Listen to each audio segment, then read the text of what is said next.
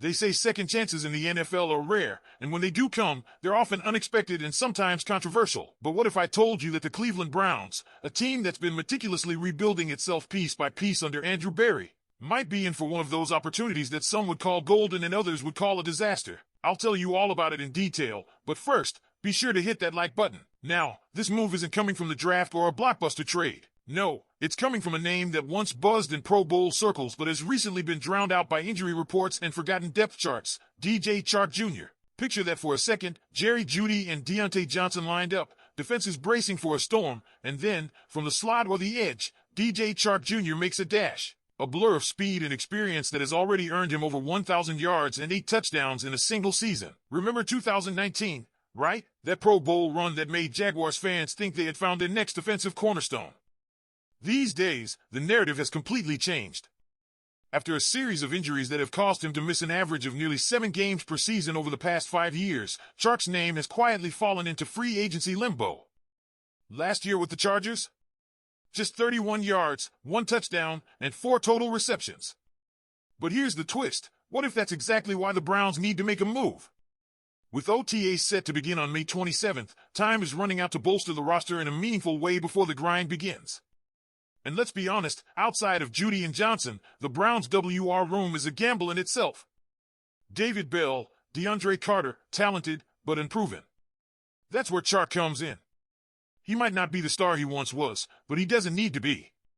What he needs to be is a spark, someone who can stretch the field, draw defenders, and force competition in the wide-out room.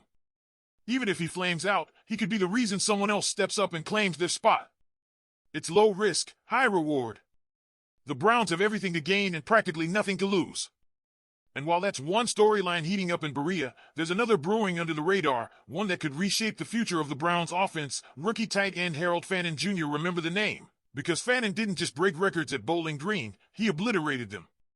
We're talking FBS tight end records in receiving yards, 1,555, receptions, 117, yards per game, 119.6, and catches per game, 9. And he did all this as a 20-year-old at a mid-major program, with defenses stacking against him every snap. Andrew Berry clearly sees something special in Fannin. You don't hand out a $6.7 million rookie contract to just anyone, and you definitely don't highlight a player's ability to dominate both at College Station and Penn State unless you think he can transition that talent to Sundays.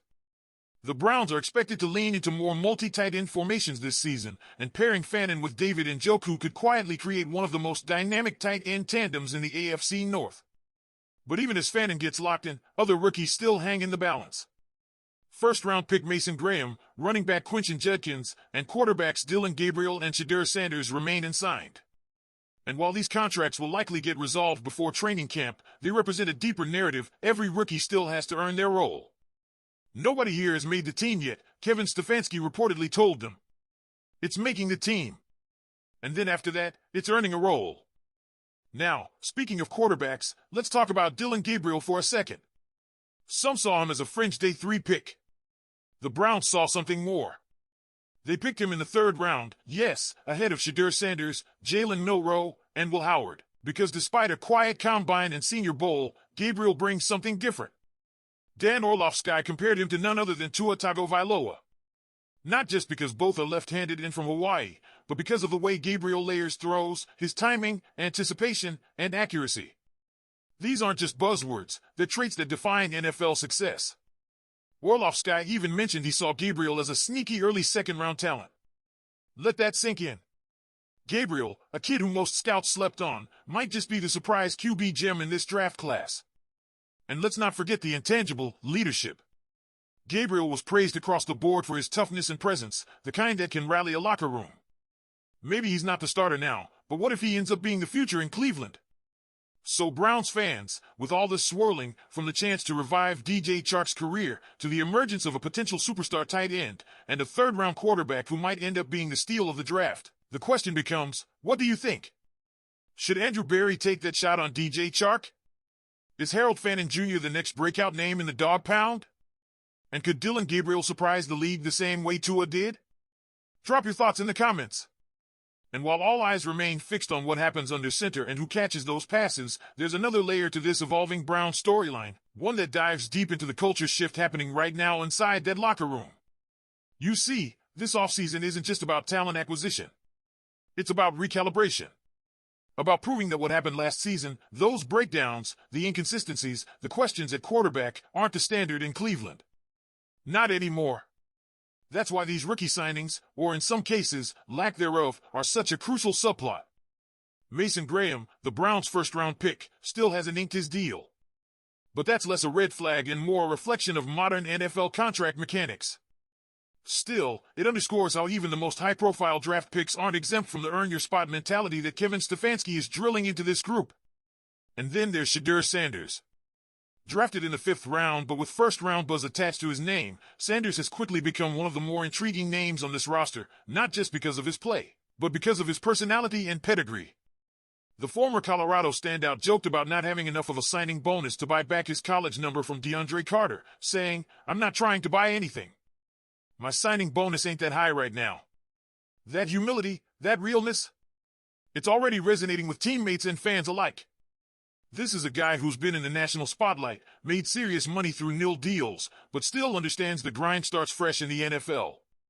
And it's not just about jersey numbers and personality. Shedeur is coming in to compete. Yes, Dillon Gabriel may have the early nod based on draft position and the Tua Tagovailoa comparisons, but the Browns are about competition at every level. Stefanski made that clear. No one's role is guaranteed. It's all about what you show, what you prove, and what you earn. Even as these rookies prepare to battle it out, the roster decisions looming over the next few weeks could define the tone of training camp. A DJ Chark signing, for instance, isn't just about adding depth. It would be a statement that the Browns are actively seeking to give themselves every advantage, every bit of leverage, every ounce of veteran competition possible. It's about not leaving anything to chance. Because in a division like the AFC North, where margins are razor thin and every Sunday feels like a playoff game, you can't afford to wait and see. You've got to be bold. And that's what Andrew Berry is quietly building, an identity rooted in boldness. Whether it's finding a tight end who broke every FBS record imaginable, betting on quarterbacks others overlooked, or potentially bringing in a wideout that some wrote off, this isn't the Cleveland of old. This is a front office that wants to shock people, and a coaching staff that's demanding excellence from day one. Enteo me digam, faz dos Browns, com tantas pecas em movimento, tanto talento jovem e veterano suficientes para manter o vestiário honesto. Quem vocês acham que vai se destacar neste caldeiro competitivo? Sarah Chark, lutando por uma última chance? Fannin, pronto para explodir esse torneio não conhecido? Ou será dos quarterbacks, definindo o tom para a próxima era em Cleveland? Dixam comentario e nos contem com quem vocês veio torcer em 2025. Neo esquica de clicar no botão de curtir e se inscrever no canal. Vai Browns!